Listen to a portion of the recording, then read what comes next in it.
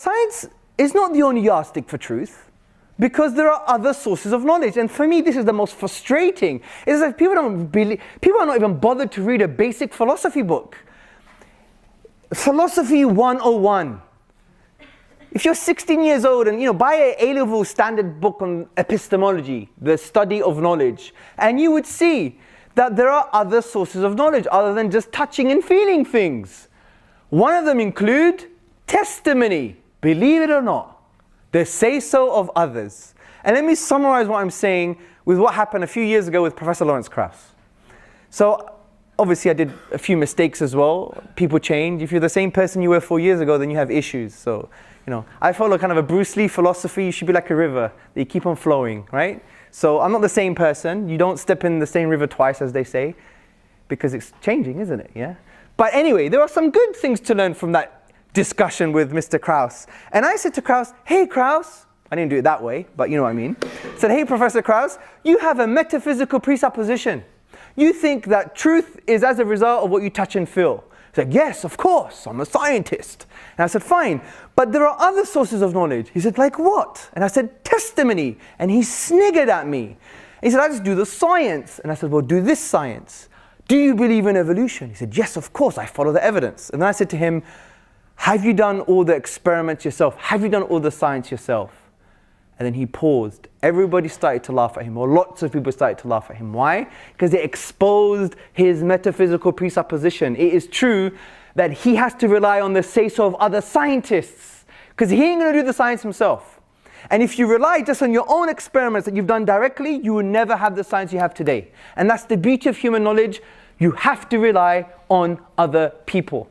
And that's why if you study the scientific method, you would see that a key part of the scientific method are the sayings of other scientists, are the conclusions of other scientists. Now you may claim, yes, but their studies are repeatable, and they have been repeated. If you haven't repeated it yourself, it's still the say-so of others. It could be one scientist or 500. The fact that they are telling you the basis of that knowledge is not empirical, it's the say-so of others. Now what's very interesting, there's been a revival in Western epistemology on the issue of testimony in the past 30 to 40 years. For example, you had the 1991 book by Professor Cody. He wrote the book Testimony, a Philosophical Discussion, and he basically argues that testimony is not only a source of knowledge, it's a fundamental source of knowledge. It's fundamental, it's indispensable. And so he basically argues that testimony is not only useful, but it's a fundamental source. And he quotes David Hume, the famous Scottish skeptic, that disagrees with Professor Cody. And David Hume basically says, look, testimony is useful for the wise man, but we only accept testimony because it's in line with our collective experiences.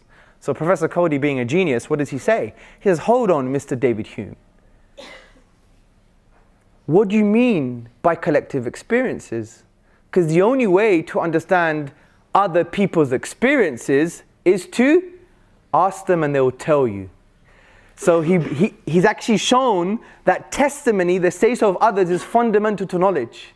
Because if David Hume is saying that, yes, testimony is useful, but it's not fundamental because it has to be in line with our collective experiences, well, how do you know what people's collective experiences are? It's only via testimony. So it's a really good book that I think you should read that shows that testimony is fundamental. Now, by the way, testimonial knowledge could be wrong, just like our empirical knowledge could be wrong. I'm not saying it's accurate. I'm saying it's a fundamental source. Now, what we have to do to find out what constitutes valid testimonial knowledge, that's a different philosophical discussion. And what's very interesting, you have many talking about this. Dr. Elizabeth Fricker, she makes a really good point. She says, look, given my limitations as parametric, given that I'm a limited human being, I can't know everything. I have to rely on the authority of others, which is simple as that. Benjamin McMyler, Associate Professor Benjamin McMyler, he says that in order to have testimonial knowledge, the one who's giving the knowledge has to basically have the responsibility of referring back to people's challenges. And the audience that's receiving the testimonial knowledge, they have to basically, it's within their right to challenge the one who's giving the testimonial knowledge. You have, for example, Emerita Professor Keith Lehrer. He's brilliant. You know what he says? He says, in order for testimonial knowledge to be valid or to be constituted as knowledge, you have to be trustworthy in your assessments on the trustworthiness of others. Now, if a lot of you know about Islamic theology, this is in line with what Muslims have been discussing for 1400 years in the study of prophetic traditions, ilm al-hadith, when we talk about the trustworthiness of the reporter. Anyway, I went too much on testimony. The point is, testimonial knowledge is a fundamental source of knowledge. And I want to end this part by asking you a question. How do you know China exists? Many of us, it's fundamentally based on testimonial knowledge.